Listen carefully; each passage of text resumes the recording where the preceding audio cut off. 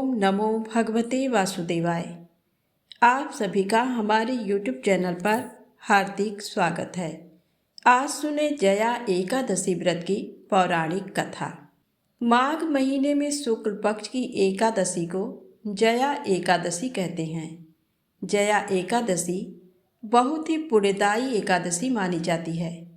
इस एकादशी का व्रत करने से सभी तरह के पापों से मुक्ति मिल जाती है। शास्त्रों के अनुसार इस एकादशी का व्रत करने से मनुष्य को भूत प्रेत पिशाच से मुक्ति मिल जाती है। मान्यता के अनुसार जो कोई भक्त जया एकादशी व्रत का पालन सच्ची श्रद्धा के साथ करता है उसे पुण्य की प्राप्ति होती है। इस दिन भगवान विष्णु का पूजन करने से दोषों से मुक्ति मिलती है। साथ ही इस दिन पूजा के दौरान जया एकादशी व्रत की कथा पढ़ने से सौभाग्य की प्राप्ति होती है। तो आइए श्रद्धा और भक्ति के साथ इस कथा को पूरा अवश्य सुनिएगा। प्रेम से बोले लक्ष्मी नारायण भगवान की जय हो। युधिष्ठिर ने भगवान श्री कृष्ण से पूछा, हे प्रभु, कृपा करके ये बताइए कि माघ शुक्ल पक्ष में कौन सी एकादशी होती है, उसकी विधि क्या है तथा उसमें किस देवता का पूजन किया जाता है। तब भगवान श्री कृष्ण बोले, माघ मास के शुक्ल पक्ष में जो एकादशी होती है उसका नाम जया है। वह सब पापों को हरने वाली उत्तम तिथि है। पवित्र होने के साथ ही पाप का नाश करने वाली है तथा मनुष्यों को भोग और मोक्ष प्रदान करती है। इतना ही नहीं, वह ब्रह्म हत्या जैसे पाप तथा पिशाच तत्व का भी विनाश करने वाली है। इसका व्रत करने पर मनुष्यों को कभी प्रेत योनि में नहीं जाना पड़ता।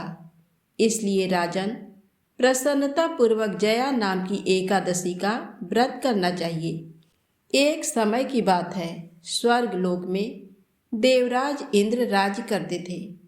देवगढ़ पारिजात वृक्षों से भरे हुए नंदन वन में अप्सराओं के साथ विहार कर रहे थे। 50 करोड़ गंधर्वों के नायक देवराज इंद्र ने स्वेच्छानुसार वन में विहार करते हुए बड़े हर्ष के साथ नृत्य का आयोजन किया। उसमें गंधर्व गान कर रहे थे, जिनमें पुष्पदंत, चित्रसेन तथा उसका पुत्र, ये 3 प्रधान थे। चित्रसेन की स्त्री का नाम मालिनी था। मालिनी से एक कन्या उत्पन्न हुई थी जो पुष्पवंती के नाम से विख्यात थी। पुष्पदंत गंधर्व के एक पुत्र था जिसको लोग माल्यवान कहते थे। माल्यवान पुष्पवंती के रूप पर अत्यंत मोहित था। ये दोनों भी इंद्र के संतोषार्थ नृत्य करने के लिए आए थे। इन दोनों का गान हो रहा था। इनके साथ अप्सराएं भी थीं। परस्पर अनुराग के कारण ये दोनों मोह के वशीभूत हो गए। चित्त में भ्रांति आ गई, इसलिए वे शुद्ध गान न गा सके। कभी ताल भंग हो जाता और कभी गीत बंद हो जाता था। इंद्र ने इस प्रमाद पर विचार किया और इसमें अपना अपमान समझकर वे कुपित हो गए। अतः इन दोनों को शाप देते हुए बोले, ओ मूर्खों, तुम दोनों को धिक्कार है। तुम लोग पतित और मेरी आज्ञा भंग करने वाले हो। अतः पति पत्नी के रूप में रहते हुए पिशाच हो जाओ। इंद्र के इस प्रकार शाप देने पर इन दोनों के मन में बड़ा दुख हुआ। वे हिमालय पर्वत पर चले गए और पिशाच योनि को पाकर भयंकर दुख भोगने लगे। शारीरिक पातक से उत्पन्न ताप से पीड़ित होकर दोनों ही पर्वत की कंदराओं में विचरते रहते थे।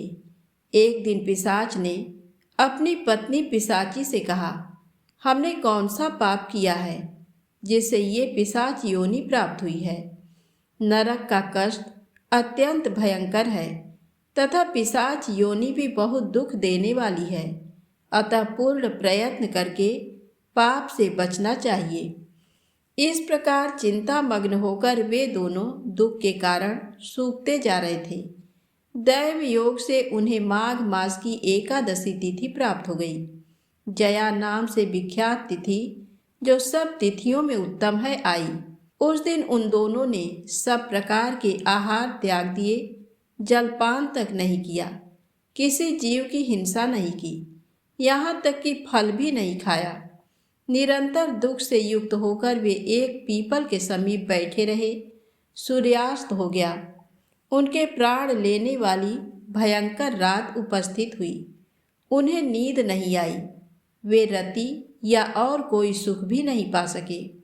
सूर्योदय हुआ, द्वादशी का दिन आया। उन पिशाचों के द्वारा जया के उत्तम व्रत का पालन हो गया। उन्होंने रात में जागरण भी किया था। उस व्रत के प्रभाव से तथा भगवान विष्णु की शक्ति से उन दोनों की पिशाचता दूर हो गई। पुष्पवंती और माल्यवान अपने पूर्व रूप में आ गए। उनके हृदय में वही पुराना स्नेह उमड़ रहा था। उनके शरीर पर पहले ही जैसे अलंकार शोभा पा रहे थे। वे दोनों मनोहर रूप धारण करके विमान पर बैठे और स्वर्ग लोक में चले गए। वहां देवराज इंद्र के सामने जाकर दोनों ने बड़ी प्रसन्नता के साथ उन्हें प्रणाम किया। उन्हें इस रूप में उपस्थित देखकर इंद्र को बड़ा विस्मय हुआ। उन्होंने पूछा, बताओ, किस पुण्य के प्रभाव से तुम दोनों का पिशाचत्व दूर हुआ है? तुम मेरे शाप को प्राप्त हो चुके थे, फिर किस देवता ने तुम्हें उससे छुटकारा दिलाया है? माल्यवान बोला, स्वामी, भगवान वासुदेव की कृपा तथा जया नामक एकादशी के व्रत से हमारी पिशाचता दूर हुई है। इंद्र ने कहा, तो अब तुम दोनों मेरे कहने से सुधा पान करो। जो लोग एकादशी के व्रत में तत्पर और भगवान श्री कृष्ण के शरणागत होते हैं, वे हमारे भी पूजनीय हैं। भगवान श्री कृष्ण कहते हैं, राजन, इस कारण एकादशी का व्रत करना चाहिए। नृपश्रेष्ठ, जया ब्रह्महत्या का पाप भी दूर करने वाली है। जिसने जया का व्रत किया है, उसने सब प्रकार के दान दे दिए और संपूर्ण यज्ञों का अनुष्ठान कर लिया।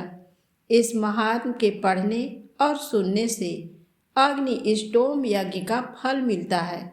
तो प्रेम से बोलें, श्री हरि विष्णु भगवान की जय हो। आइए अब मनोकामनाएं पूर्ण करने वाली एकादशी माता की कथा को सुनते हैं।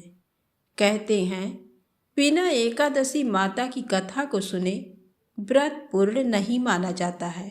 एक बूढ़ी माँ ने एक बार एकादशी का व्रत रखा। बड़े ही भाव भक्ति से पूजा अर्चना की। उन्हें वृद्धावस्था में क्या बाधा थी? वे तो अपने पुत्र पौत्रों की सुख सुविधा के लिए व्रत रखने लगी। वे दिन भर तो जरा कठोर मन करके अपनी प्यास को रोके रहीं। दिन में पूजा पाठ किया, कथा सुनी और पंडित जी को मिट्टी के पात्र में भरकर पानी और ऋतु फलदान में दिए। दोना भर भर के बूरा शक्कर वितरण किया। उन्हें गर्मी के कारण बहुत बेचैनी हो रही थी। इस कारण से बड़ी देर तक पानी में पड़ी रहीं और पानी के कुल्ला करती रहीं, मुंह धोती रहीं। तब कहीं थोड़ा बहुत धैर्य बंध पाया। धूप तो तेज पड़ ही रही थी, इस कारण बार बार मुंह सूख रहा था। बूढ़ी माँ बहुत बेचैन हो रही थी। एक तो बुढ़ापा और दूसरा ये भयंकर गर्मी। वृद्धावस्था की स्थिति तो कुछ दूसरी ही प्रकार की होती है। जैसे तैसे रो धो के दिन कट पाया। अब पहाड़ सी रात सामने थी। उसका कटना बड़ा ही कठिन दिखाई दे रहा था। खटिया पर पड़े शांति नहीं मिल रही थी। वे बार बार करवट बदल रही थी। अनेक बार वे बाहर जाती और भीतर आती। उन्हें घर के अंदर शांति नहीं थी। वे पड़ी पड़ी एकादशी माता का स्मरण करती रहीं। वे कहती रहीं कि हे माता जी, आप मेरी लाज रखिएगा। आप ही मुझे शक्ति दे दीजिएगा, जिससे मैं भली भांति आपका व्रत कर सकूं और ये पहाड़ सी रात शांतिपूर्वक व्यतीत हो सके। प्यास के कारण बूढ़ी माँ की बेचैनी तो बढ़ ही रही थी। उन्होंने धैर्य रखने का बहुत प्रयास किया, किंतु सहनशीलता की सीमा टूट गई और वे घबराकर एकदम चिल्ला पड़ी। बोली कि बचाओ बचाओ। अम्मा का चिल्लाना सुनकर परिवार भर के नर नारी, बच्चे और पड़ोसी सभी बूढ़ी अम्मा के खटिया के समीप पहुंच गए और सबने पूछा कि अम्मा जी, आपको क्या हुआ? आप क्यों चिल्ला रही हैं? आप इस वृद्धावस्था में ये कठिन व्रत क्यों कर रही हैं? अम्मा जी, शक्ति से ही भक्ति होती है। थोड़ी ही देर में वे फिर से बोली कि अरे, हमारे तो प्राण ही निकले जा रहे हैं। मेरी छाती पर ठंडे पानी का घड़ा रख दीजिए। नातियों ने दादी की छाती पर ठंडे पानी का पात्र रख दिया। तब कहीं उन्हें थोड़ा बहुत आराम मिला और थोड़ी देर के लिए उन्होंने अपनी आंखें बंद कर ली। एकादशी माता ने सोचा कि ये बूढ़ी अम्मा है तो बहुत कठोर, जरा जाकर उनकी परीक्षा लेना चाहिए। वे आधी रात को मुर्गा बनकर टेर लगाने लगी।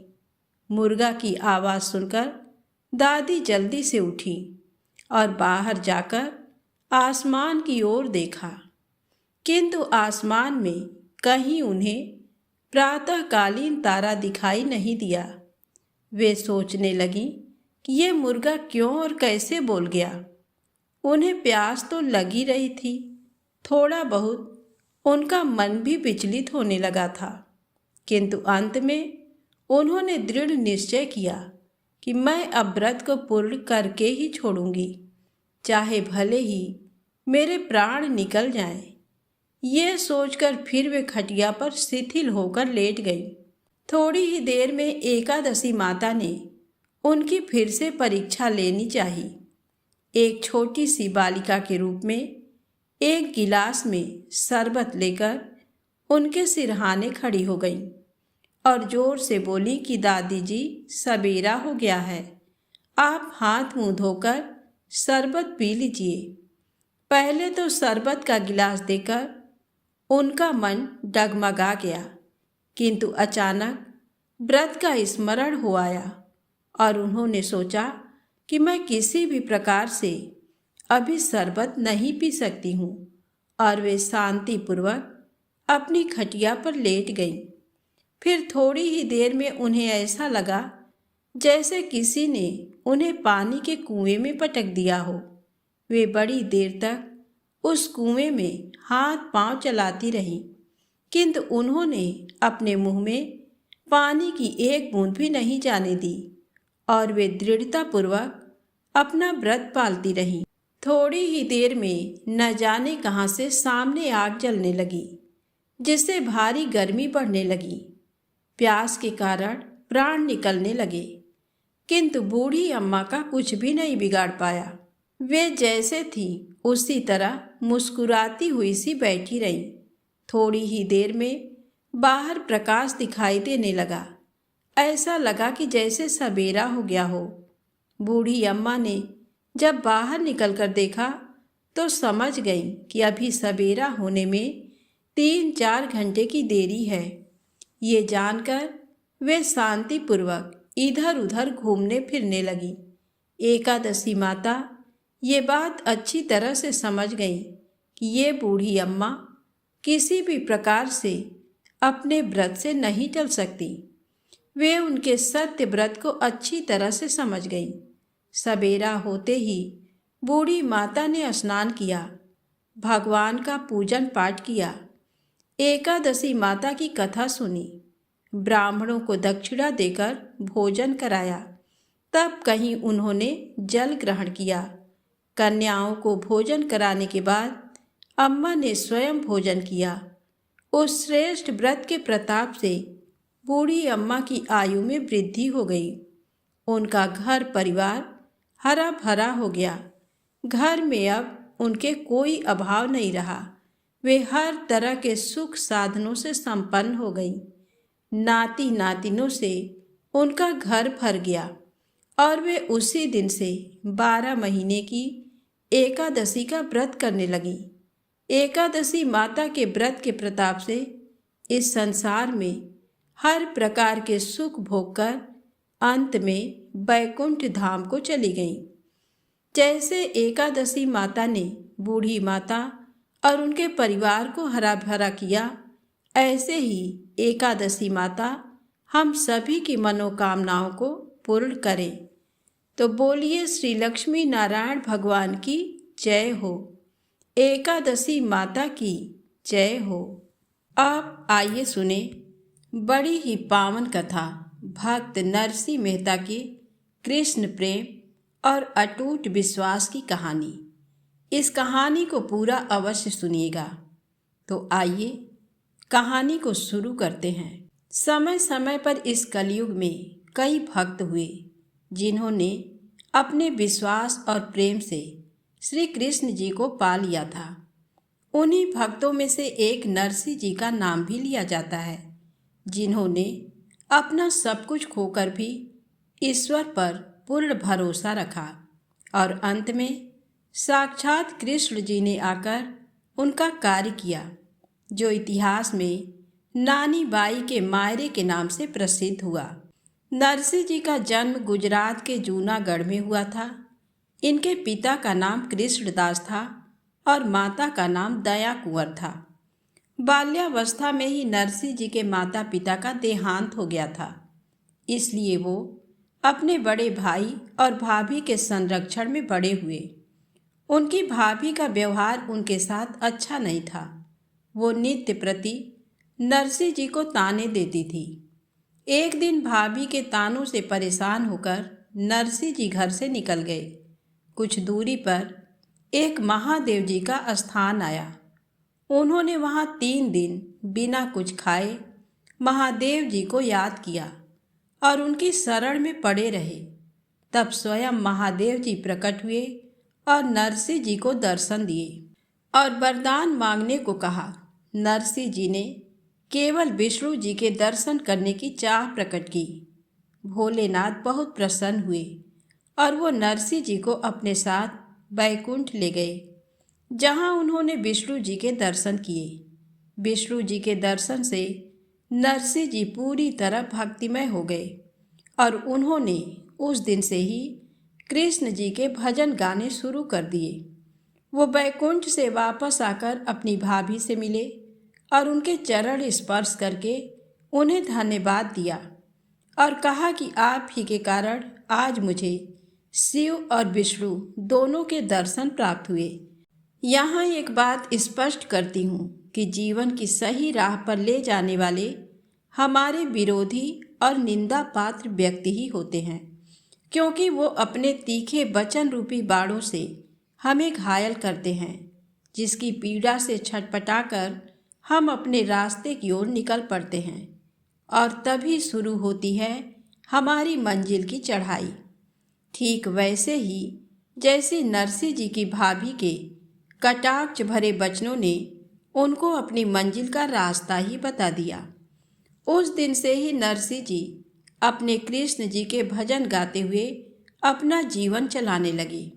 श्री कृष्ण जी की असीम कृपा से नरसिंह जी को आगे से आगे रास्ते मिले और एक दिन उनके पास अपार धन और वैभव भी हो गया।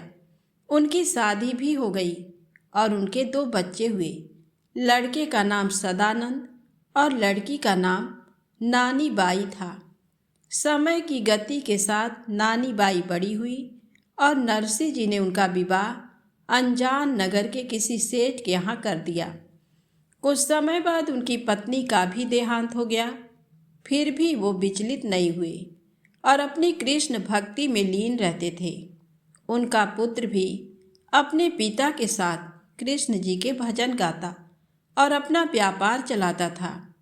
नरसिंह जी बहुत दान पुण्य भी करते थे, गरीबों की सहायता भी करते थे और अपना धन लोगों में बांटते रहते थे। उनकी उदारता और भक्ति के गुणों को देखकर बैकुंठ में बैठे भगवान विष्णु उनके गुणगान गा रहे थे। लेकिन तभी रुक्मिणी जी ने नरसिंह भक्त पर शंका प्रकट करी और भगवान विष्णु को कहा कि इतने गुण एक साथ एक भक्त में कभी नहीं हो सकते। असल में रुक्मिणी जी नरसी की भक्ति की परीक्षा लेना चाह रहे थे।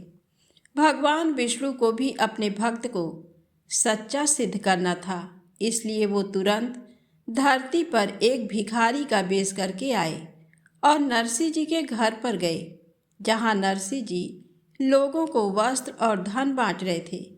भिखारी के वेश में गए भगवान ने कहा कि मैं बहुत दुखी हूँ।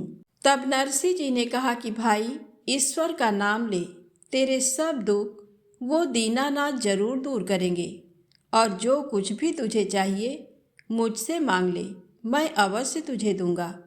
इस पर भिखारी बने भगवान ने कहा कि तू अपने दान का प्रदर्शन कर रहा है और तेरे पास धन है, इसलिए धन के बल पर ईश्वर भक्ति की राह बता रहा है। भिखारी ने फिर कहा कि मेरे जैसा बनकर फिर भक्ति की बातें सुना तो जानूंगा कि तेरी भक्ति सच्ची है, वरना धन के बल पर तो कोई भी सलाह दे सकता है। जैसे ही भिखारी बने भगवान ने ये बात कही कि नरसी जी के हृदय पर ऐसा घाव हुआ और उसी क्षण उन्होंने अपना सर्वस्व दान देने का संकल्प ले लिया।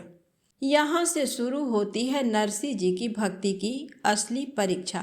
भक्ति करना कठिन है, लेकिन उससे बड़ा कठिन है भक्ति को निभाना, जो बिना कड़ी परीक्षा दिए कभी नहीं निभ सकती। भक्ति जब परीक्षा रूपी आग में तपकर बाहर आती है, तभी वो संसार में अपनी एक पहचान बनाती है, और यही ईश्वर अपने भक्त से चाहता है।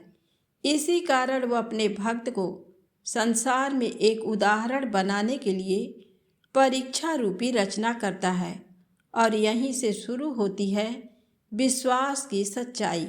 नरसी जी ने अपना सब कुछ दान कर दिया और अपने तान तंबूरे लेकर अपने पुत्र के साथ जंगल की ओर निकल पड़े। कुछ समय बाद पुत्र की भी अकाल से मृत्यु हो गई। इतने पर भी उनका हौसला नहीं टूटा, क्योंकि वो इन सब मोह माया को अपनी भक्ति में बाधा मानते थे, जो स्वतः ही छूटती जा रही थी। अब तो नरसी जी अकेले ही अपनी धुन में कृष्ण भजन करते और आगे बढ़ते रहते थे। उनकी कृष्ण भक्ति से कई साधु संत भी उनके साथ आ गए और वो एक जगह जंगल में कुटिया बनाकर रहने लगे। उनके रोज का एक ही क्रम था, भगवान को जगाना, उन्हें भोग लगाना और उनको अपने भजनों से रिझाना। उनके भजन में इतनी मधुर रसधारा निकलती थी कि दूर दूर से साधु लोग सुनने आ जाते थे। इस तरह उनके भजन में इतना समर्पण और प्रेम था कि जब भी वो भजन गाते थे, हमेशा मूर्ति से फूल गिरते थे। लेकिन उनकी भक्ति और ईश्वर के प्रति प्रेम को देखकर कई पाखंडी संत उनसे ईर्ष्या करने लगे और उन्हें नीचा दिखाने का प्रयास करने लगे। एक दिन आधी रात को नरसी जी के दरवाजे पर एक औरत सहायता लेने आई और नरसी जी को कहने लगी कि मेरा पति बहुत बीमार है और मुझे रुपयों की ज़रूरत है। नरसी मेहता के पास कुछ भी नहीं था, फिर भी शरण में आए हुए की सहायता करना वो अपना धर्म समझते थे। इसलिए उन्होंने उस औरत से कहा कि अभी तो तुम घर जाओ और अपने पति की सेवा करो, कल तक मैं तुम्हारे लिए रुपयों का प्रबंध करता हूँ। नरसी जी अगले दिन सुबह साहूकार के पास गए और रुपए मांगे। इस पर साहूकार ने कहा कि रुपए तो मैं दे दूंगा, पर इसके बदले कोई चीज़ आपको गिरवी रखनी पड़ेगी।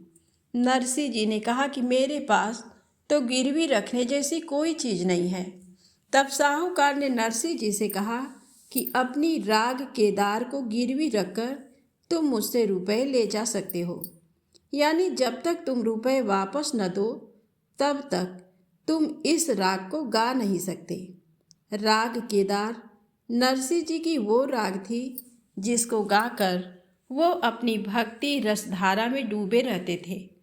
उनके हर भजन में राग केदार के स्वर थे, जो राग श्री कृष्ण की सबसे प्रिय राग थी। एक तरफ उस औरत को दिया हुआ वचन था, तो दूसरी तरफ उनकी प्राण प्रिय राग थी। फिर भी अपने मन पर पत्थर रखकर इस बात को कागज पर लिख कर दे दिया कि मैं जब तक साहूकार जी के पैसे नहीं लौटा दूं, तब तक मैं राग केदार नहीं गाऊंगा। नरसिंह जी रुपए लेकर अपनी कुटिया में गए और पूरे दिन उस औरत का इंतजार करते रहे और रात होते ही वो अपने प्रभु के चरणों में शीश रखकर सो गए। तभी अचानक वो औरत आई। नरसिंह जी कहने लगे कि लो बहन, मैंने तुम्हारे लिए रुपयों का प्रबंध कर लिया है। वो औरत जोर जोर से हंसने लगी और नरसिंह जी के पास आकर उसे अपनी वासना रूपी मोह जाल में बांधने लगी। नरसिंह जी ने उससे कहा कि वासना तो नर्क का द्वार है। तुम ऐसा विचार करके क्यों अपना जन्म खराब करना चाहती हो, और तुमने इस प्रकार मेरे साथ छल क्यों किया। वो औरत बोली कि मैं तुम्हारी प्रभु भक्ति को खत्म करना चाहती हूँ। इस पर नरसिंह जी ने फिर उस औरत को समझाया कि प्रभु भक्ति को समाप्त करना किसी के हाथ में नहीं है, इसलिए तुम भी श्री कृष्ण की शरण में जाओ और ये वासना का विचार मन से निकाल दो। वो दीनानाथ तुम्हें अवश्य क्षमा कर देगा। जब बार बार नरसिंह जी ने उसके प्रेम प्रस्ताव को अस्वीकार किया तो उस औरत ने दूसरी चाल चली और तुरंत उसने अपने हाथ से ही अपने कपड़े फाड़ दिए और जोर जोर से चिल्लाने लगी। जब आसपास के लोग इकट्ठे हुए तो उस औरत ने नरसिंह जी के चरित्र पर उंगली उठाई। नरसिंह जी कुछ समझ नहीं पाए कि उनके साथ क्या हो रहा है। वो चुपचाप खड़े ईश्वर की लीला को देख रहे थे। तभी आसपास के लोग नरसिंह जी को ढोंगी समझकर उन पर चरित्रहीन का आरोप लगाकर उन्हें पकड़कर राजा के पास ले गए। उसके बाद नरसिंह जी को राजा के सामने पेश किया और वहां उपस्थित नरसिंह जी के शत्रुओं ने राजा को कहा कि यदि नरसिंह जी राग केदार गाकर भगवान के गले से माला निकाल कर बता दे तो हम नरसिंह जी को सच्चा भक्त मान लेंगे। राजा ने नरसिंह जी को केदार राग गाने की आज्ञा दी, लेकिन नरसिंह जी ने तो अपनी राग केदार गिरवी रख दी थी। नरसिंह जी धर्म संकट में थे। वो दरबार में खड़ी कृष्ण जी की मूर्ति के पास गए और कहा कि हे दीनों के दीनानाथ, मुझे मृत्यु का भय नहीं है, पर ये कलंक माथे लेकर मरना नहीं चाहता। तभी ईश्वर का ऐसा चमत्कार हुआ कि उनका लिखा हुआ वो गिरवी वाला कागज उड़कर आ जाता है और नरसिंह जी के चरणों में पड़ता है। नरसिंह जी ने तुरंत राग केदार गाई। जब वो आंखें बंद करके मग्न होकर कृष्ण जी का भजन गा रहे थे, तभी कृष्ण जी की मूर्ति से माला निकलती है और नरसिंह जी के गले में आकर पड़ जाती है। राजा, मंत्रीगण और सारी प्रजा इस दृश्य को देखकर आश्चर्य से भर गए और सभी नरसिंह जी की जय जयकार बोलने लगे। नरसिंह जी पर झूठा इल्जाम लगाने वाले को राजा ने मृत्यु दंड सुनाया, लेकिन नरसिंह जी ने राजा को उन्हें माफ करने की प्रार्थना करी। वो सभी विरोधी लोग नरसिंह जी के पांव में पड़कर माफी मांगने लगे। भक्त की यही विशेषता है कि वो अपना बुरा चाहने वाले का भी कभी बुरा नहीं चाहता। इसी तरह भगवान के भजन करते करते कई वर्ष बीत चुके थे। उधर नानी बाई की पुत्री बड़ी हो चुकी थी तो उसके विवाह की तैयारियां होने लगी। नानी बाई के ससुराल वाले शुरू से ही नरसिंह जी के संत होने पर बहुत नाराज थे और नानी बाई को बहुत परेशान किया करते थे और इसीलिए उसको इतने वर्ष तक अपने पिता से मिलने भी नहीं दिया। अब नानी बाई की लड़की की शादी तय हो गई तो नानी बाई के ससुराल वालों को ये चिंता होने लगी कि नानी बाई का मायरा कौन भरेगा। मायरा बरसों से चली आ रही एक ऐसी परंपरा है जिसमें अपनी संतान की शादी पर भाई द्वारा बहन को और बहन के ससुराल वालों को गहने, कपड़े इत्यादि उपहार दिए जाते हैं। नानी बाई के ससुराल वाले उनको ताने देने लगे कि तेरा बाप तो खुद मांग मांग कर पेट भरता है तो तेरा मायरा कैसे भरेगा। नानी बाई के भाई की मृत्यु के बाद नानी बाई का अपने पिता के सिवा मायके में कोई दूसरा नहीं था। नानी बाई के ससुराल वालों ने नानी बाई के पिता को नीचा दिखाने के लिए एक मायरे की भारी लिस्ट बनाकर नरसी जी के पास भेजी। उस लिस्ट में इतना सामान लिख दिया था जितना आज तक न किसी ने लिखा और न कोई भविष्य में लिख पाएगा। सामान की लिस्ट देखिए। पीपल के पत्तों की गिनती के बराबर सोने की असरफियाँ, 10 सोने की ईंटें, सास ससुर के लिए 100 जड़ी के बेस, ननद के लिए 9 हार, देवर के लिए बहुत सारा धन, जेठ जेठानी के लिए कपड़ों के थान, पूरे गांव के लिए कपड़े और असरफियाँ। इस तरह और भी बहुत सारी चीज़ें मायरे की लिस्ट में लिखकर लिस्ट नरसी जी तक पहुंचा दी। उधर जैसे ही नरसी जी को लिस्ट मिलती है, नरसी जी एक प्यारी सी मुस्कान के साथ वो लिस्ट ले जाकर श्री कृष्ण जी के चरणों में रख देते हैं और नानी बाई के ससुराल ये खबर भेज देते हैं कि नरसी मायरा भरने अवश्य आएगा। इतनी बड़ी चेतावनी सुनकर भी वो तनिक भी विचलित नहीं हुए और अपने कृष्ण के भरोसे नानी बाई के सासरे में आश्वासन भेज दिया, जबकि नरसी जी के पास कुछ भी नहीं था। विश्वास की इतनी मजबूती किसी बिरले को ही आ सकती है जिस पर उस दीनानाथ की कृपा हो। फिर क्या था। उधर नानी बाई के ससुराल वाले ये सुनकर अचंभित हो गए कि जिसके पास कुछ भी नहीं है वो मायरा कैसे भरेगा। वो नानी बाई को तंग करने लगे कि अपने बाप को कह दे कि मायरा भर सके तो ही यहाँ आना, वरना कहीं नाक डुबाकर मर जाना। अपने ससुराल वालों के तीखे व्यंग नानी बाई को सहन नहीं हो रहे थे, लेकिन कुछ कह नहीं पा रही थी। उधर नरसी जी अपने कृष्ण जी के भरोसे अपनी टूटी बैलगाड़ी लेकर साधु संतों के साथ नानी बाई के ससुराल अनजान नगरी की ओर निकल पड़े। रास्ते में घना जंगल आया और टूटे फूटे रास्ते थे। एक जगह आकर उनकी बैलगाड़ी का एक पहिया टूट गया और सभी संत समेत नरसी जी नीचे आ गिरे। फिर भी उनका धैर्य नहीं टूटा और अपने प्रभु के भजन गाने लगे, उन्हें मदद के लिए पुकारने लगे। इस प्रकार उनकी इस करुण पुकार को सुनकर एक सुधार का बेश बनाकर भगवान आए और उनकी गाड़ी को ठीक कर दिया। फिर स्वयं एक राहगीर बनकर उनकी गाड़ी में बैठ गए और फिर एक जगह उतर गए। कुछ ही दिनों में नरसी जी अनजान नगरी पहुंच गए। नानी बाई के ससुराल वालों तक नरसी जी के आने की खबर पहुंची। नरसी जी को गरीब मानकर नानी बाई के ससुराल वालों ने नरसी जी को एक टूटे फूटे खंडहर में ठहराया और खाने के लिए बासी खिचड़ी भेजी गई। नरसी जी ने उसी खिचड़ी का ठाकुर जी को भोग लगाया कि उसी समय खिचड़ी की जगह पकवान बन गए और सब संतों ने पेट भरकर खाना खाया और रात को उसी टूटे खंडहर में रात बिताई। अगले दिन सुबह नानी बाई अपने पिता से मिलने उसी खंडहर में आई। नानी बाई इतने वर्षों बाद अपने पिता से मिली, फिर भी अपने पिता के गले भी न लगी और अत्यंत दुखी मन से पिता से बोली कि हे पिताजी, आपने जन्म देते ही मुझे मार क्यों नहीं दिया? अगर मैं उस समय मर जाती तो आज ये दिन नहीं देखना पड़ता। एक तरफ ससुराल वालों के ताने और ऊपर से आप भी मेरी हंसी उड़ाने यहाँ चले आए। अगर आप मायरा नहीं भर सकते हो तो आप यहाँ आए ही क्यों?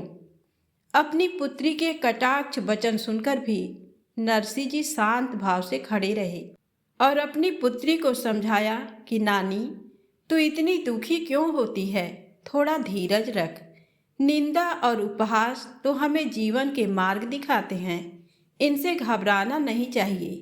तू चिंता मत कर, मेरो सांवरिया आएगा और थारो मायरो भरेगा।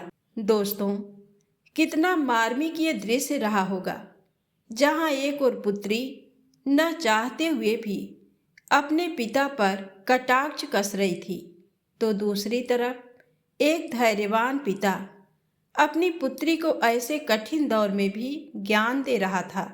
नानी बाई अपने पिता से आशीर्वाद लेकर वापस अपने घर चली जाती है। नरसिंह जी अब अपने भगवान कृष्ण जी के सामने रोकर उन्हें पुकारने लगते हैं कि हे नाथ, हे दीन दयाल, हे कृष्ण मुरारी, अब तो आकर आस बंधा जा और नानी बाई को चूंदड़ी उड़ाने आ जा। नानी बाई के सासरे में लाज रख ले और मुझे कुछ नहीं चाहिए। जिस समय नरसिंह जी इस तरह अपने कृष्ण के आगे दीनहीन बनकर बैठे हुए थे, ये दिन नानी बाई के मायरा भरने से केवल एक दिन पहले की बात है। अब तो नरसिंह जी को चिंता सताने लगी कि अगले दिन ही मायरा भरना है और अभी तक उनके सांवरिये की तरफ से कोई समाचार नहीं आया है। फिर भी अपने विश्वास से विचलित नहीं हुए और अपने संत साथी से यही कह रहे थे कि मेरा सांवरा आएगा और मायरा भरेगा। लेकिन अब तो उनके संत साथी भी उनकी भक्ति पर शक करने लगे और नरसिंह जी से कहने लगे कि अगर तुम्हारे सांवरिया को आना होता तो अब तक आ चुका होता। उन्होंने फिर एक कटाक्ष नरसिंह जी पर किया कि या तो नरसिंह की भक्ति सच्ची नहीं है या वो कृष्ण सच्चा नहीं है। ये बात सुनी कि नरसिंह जैसे घायल पक्षी की तरह छटपटाने लगे, क्योंकि कोई भी भक्त अपने भगवान के लिए नहीं सुन सकता।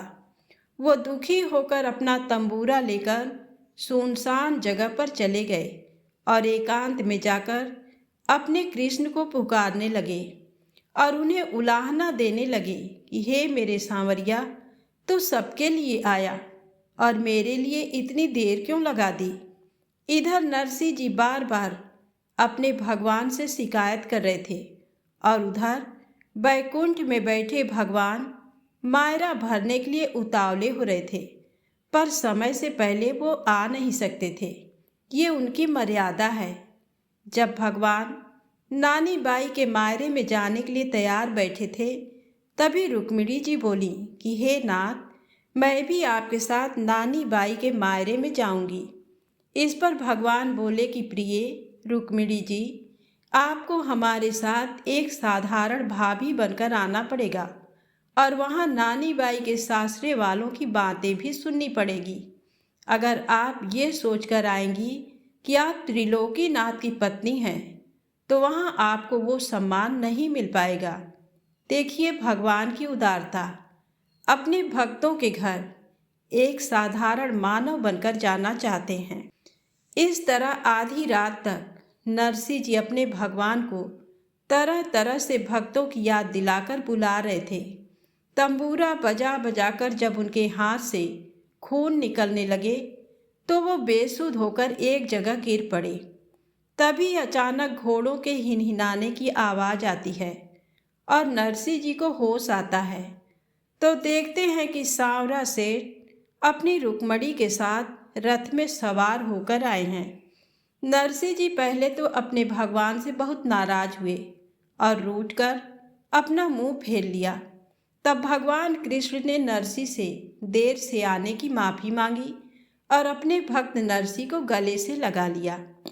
उसके बाद श्री कृष्ण जी अपार संपत्ति, धन, कपड़े, कीमती सामान, जितना भी मायरे की लिस्ट में लिखा था वो सब लेकर नरसिंह जी के साथ नानी बाई के घर गए। वहाँ जाकर नानी बाई को चूंदड़ी ओढ़ाई और इतना धन लुटाया कि नानी बाई के सासरे वाले तो जैसे गूंगे ही हो गए और शुद्ध बुद्ध ही खो बैठे। उस नगरी को इतना मालामाल कर दिया कि सभी लोग भक्ति की ऐसी महिमा को देखकर धन्य हो गए। चारों तरफ भक्त और भगवान की जय जयकार गूंजने लगी। नानी बाई की सभी सखियां गीत गाने लगीं। नरसिंह जी के जीवन की अब कोई इच्छा शेष नहीं रही। नानी बाई का मायरा भरकर भगवान ने उनकी संसार में लाज रख ली। वो फिर से अपने बैरागी जीवन की ओर निकल पड़े। उसी समय से भगवान कृष्ण को सांवरिया सेठ के नाम से भी जाना जाने लगा। इतिहास में ऐसा मायरा फिर कभी किसी की नहीं आया। नरसिंह जी की भक्ति विश्वास की चरम सीमा है। जिन्होंने अपने भगवान पर इतना विश्वास किया कि सब कुछ खोकर भी विश्वास नहीं टूटने दिया। भक्त का विश्वास जब नरसिंह जी की तरफ पक्का होता है तभी भगवान प्रकट होते हैं, यही सत्य है। तो प्रेम से बोलें राधे राधे, जय श्री कृष्णा। सांवरिया सेठ की जय हो। अब एकादशी पर आइए सुने विष्णु चालीसा पाठ। विष्णु सुनिए विनय, सेवक की चितलाय, कीरत कुछ वर्णन करूं, दीजय ज्ञान बताए। नमो विष्णु भगवान खरारी, कष्ट न सामन अखिल बिहारी। प्रबल जगत में शक्ति तुम्हारी, त्रिभुवन फैल रही उजियारी। सुंदर रूप मनोहर सूरत, सरल स्वभाव मोहनी मूरत। तन पर पीतांबर अति सोहत, बैजंती माला मन मोहत। शंख चक्र कर गदा बिराजे, देखत दैत्य असुर दल भाजे। सत्य धर्म मद लोभ न गाजे, काम क्रोध मद लोभ न छाजे। संत भक्त सज्जन मन रंजन, धनुजय असुर दुष्टन दल गंजन। सुख उपजाय कष्ट सब भंजन, दोष मिटाय करत जन सज्जन। पाप काट भव सिंधु उतारण, कष्ट नाश कर भक्त उबारण। करत अनेक रूप प्रभु धारण, केवल आप भक्ति के कारण। धरणी धेनु बन तुम ही पुकारा, तब तुम रूप राम का धारा। भार उतार असुर दल मारा, रावण आदिक को संहारा। आप वराह रूप बनाया, हिरण्याक्ष को मार गिराया। धर्मत्स्य तन सिंधु बनाया, 14 रत्नन को निकलाया। अमिलख असुरन द्वंद मचाया, रूप मोहनी आप दिखाया। देवन को अमृत पान कराया, असुरन को छवि से बहलाया। कुर्म रूप धर सिंधु मझाया, मंदराचल गिरि तुरत उठाया। शंकर का तुम फंद छुड़ाया, भस्मासुर को रूप दिखाया। वेदन को जब असुर डुबाया, कर प्रबंध उन्हें ढूढ़वाया। मोहित बन कर खलहि नचाया, उस ही कर से भस्म कराया। असुर जलंधर अति बलदाई, शंकर से उनकी न लड़ाई। हार पार शिव सकल बनाई, कीन सती से छल खल जाई। सुमिरन कीन तुम्हें शिवरानी, बतलाई सब विपत कहानी। तब तुम बने मुनीश्वर ज्ञानी, वृंदा की सब सुरति भुलानी। देखत तीन धनुज शैतानी, वृंदा आय तुम्हें लपटानी। हो इस परस धर्म क्षतिमानी, हना असुर उर शिव शैतानी। तुमने ध्रुव प्रहलाद उबारे, हिरणाकुश आदिक खल मारे। गणिका और अजामिल तारे, बहुत भक्त भव सिंधु उतारे। हरहु सकल संताप हमारे, कृपा करहु हरि सिरजनहारे। देखहु मैं निज दरस तुम्हारे, दीन बंधु भक्तन हितकारे। चाहत आपका सेवक दर्शन, करहु दया अपनी मधुसूदन। जानू नहीं योग्य जप पूजन, होय यज्ञ ये स्तुति अनुमोदन। शील दया संतोष सुलक्षण, विदित नहीं व्रत बोध विलक्षण। करहूँ आपका किस विधि पूजन, कुमति बिलोक होत दुख भीषण। करहूँ प्रणाम कौन विधि सुमिरन, कौन भांति मैं करहूँ समर्पण। सुर मुनि करत सदा सेवकाई, हर्षित रहत परम गति पाई। दीन दुखिन पर सदा सहाई, निज जन जान लेओ अपनाई।